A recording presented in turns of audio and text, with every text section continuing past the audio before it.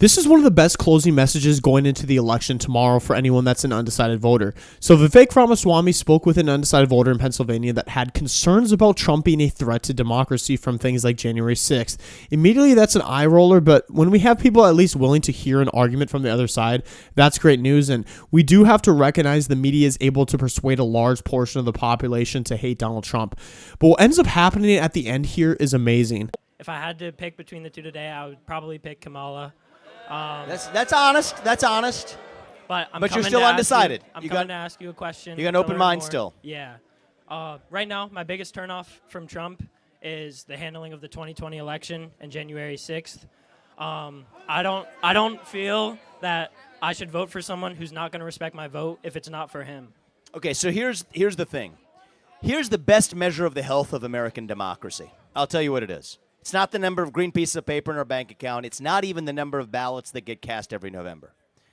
The best measure of the health of our democracy is the percentage of people who are able to say what they actually think in public, just as you are right now, right? And even if you leave this, say you want to vote for Kamala Harris, I will, and Donald Trump will always fight to the death for your right to say it. Here's what happened in 2020.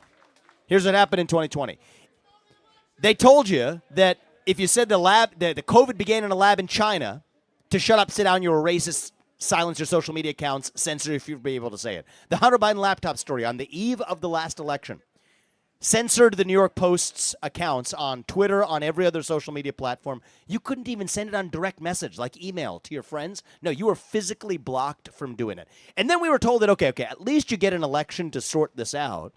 And the way the elections were conducted in the back of COVID really suffocated the voices of Americans. So if you tell people they can't speak, that is when they scream. If you tell people they can't scream, that's when they start to tear things down. And so do I like what happened on January 6th? No, I don't. And does Donald Trump? No, he doesn't either. And we share a love of this country to make sure something like that never happens again. But the way we do that is by actually allowing people to speak instead of censoring them. And the real threat to democracy is coming from the pro-censorship side. So if you ask me, let me ask you a question. Who do you think is more okay with censorship of political views in this country today? Is it Donald Trump or Kamala Harris? In my opinion, Donald Trump. So I respectfully disagree with you. What evidence do you have for that view? Let me. I'm going to ask. We're going to go through this. He's being respectful. We're going to treat him respectfully. We will give him the courtesy that the left would not if the equivalent of a MAGA hat wearer showed up at a left-wing version of this. Okay, so I'll tell you this. Give me evidence of where Donald Trump suppressed somebody else's view from being expressed. I don't have it on the top of my head. Now, may I give you evidence? Yeah. May I give you evidence? That's why I'm here. If you said that you're against school lockdowns, which is a Republican view, YouTube took down your videos. If you said that the Hunter Biden laptop story was real, your social media account was shut down. If you said that COVID-19 began in a lab in Wuhan, all of these things we now know to be true, you were shut down, in part at the direction of Democratic, bureaucratic actors, and many in the Democratic Party favoring that to protect the public from so-called misinformation. So I'll ask you again, when you look at the record of evidence of which party has been more in favor of censorship, do you believe right now that's the Democratic Party or the Republican Party? Based off what you said, the Democrats, but I'm sure there's evidence on both sides. So I don't think there's evidence on both sides, but what I'll give you is the best argument that they make. The best argument they make is we need to protect the people from misinformation. Okay, they would say that if the voters are not well informed, they can't actually have a true democracy because you have to be able to protect people from hearing the wrong thing. That's their view. They're not even defending the First Amendment or free speech anymore. But what they're saying is that you got to have modifications to the First Amendment to be able to make sure that voters aren't misled.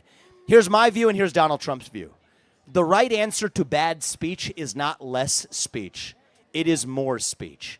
So let me ask you, as a voter, tell me your name again? Evan. Do you believe it is a more important objective to preserve the freedom to express any opinion in America? Or do you believe that it's okay to censor sometimes as long as you're limiting the amount of misinformation? I'm framing it fairly here. Which one do you think is actually more important? I think censoring the right people, like people high up, from stopping misinformation, like stopping the... But how do you know what type of censorship is actually censoring the right information, and who gets to decide that? That's a very good question. So our founding fathers had a view on this matter. They believe that any opinion gets to be expressed. That doesn't mean somebody gets to walk in here and say, I'm gonna kill you all or whatever. Nope, that's not an opinion. That's a threat. That doesn't mean that you get to sell somebody some kind of snake oil that's going to kill them and tell them it's a medicine. That's commercial fraud. But the expression of any opinion, no matter how heinous it is, that's what the First Amendment protects. And I think the Democratic view today is that there are certain opinions that are so heinous that you don't get to express them in the United States. They call it hate speech. And the Republican view, and this is why you got former Democrats now coming over to the Republican side, including up to, my favorite of them, Elon Musk, who is a free speech absolutist, formerly a Democrat, now with us, is the belief that even if you disagree with me, you get the right to say it. And so if you're on the side, there's a trade-off, because that means some people are going to hear views they don't like. Some people sometimes might even be misled by those views. That's a trade-off. We accept that. That's what makes America great. But you have a choice in this election. If you want to favor the party that coddles the public and say you don't get to hear certain views, I couldn't tell you vote for Donald Trump. I'd tell you that means you're a Kamala Harris voter.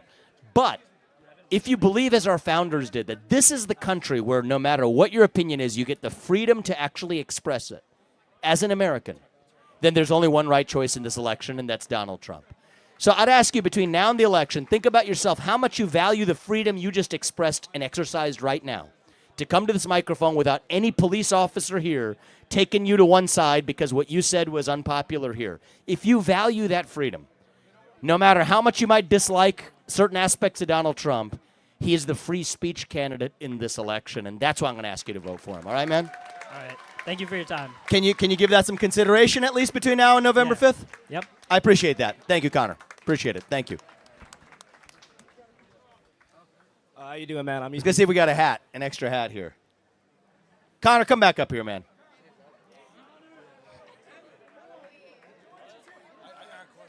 Connor, try it on and see how it fits, all right? Evan. Evan, sorry. Evan, good to see you. Come on back. Thank you, man. Thank you. Just see if it fits. That's all. That's all I'm saying. Republicans need to do more dialogue like this, because one of the things about January 6th is how easy they are able to take that day out of context by clipping Trump's speech to make him look bad or look like Hitler, linking all the property damage that being 100% Trump's fault, congressmen and women over-exaggerating themselves, being afraid for their lives. There's a lot of people that attribute all the blame to Trump's, quote, dangerous rhetoric. But if you actually listen to his speech, and he wanted voters to remain peaceful, but there were some bad apples that didn't, and it had to do with frustration from censorship, not being able to question jabs, or the unconstitutional lockdowns that ruined people's mental states, destroyed our economy, creating inflation, and that people that censor these Republicans were people that believed in transing our kids, creating endless wars, bringing criminals across the border. That's why it's very difficult having a respectful conversation between Republicans and Democrats now, because the difference couldn't be more stark, at least from an elected person standpoint. I think Americans can agree more and more with each other, however, if we have conversations like this.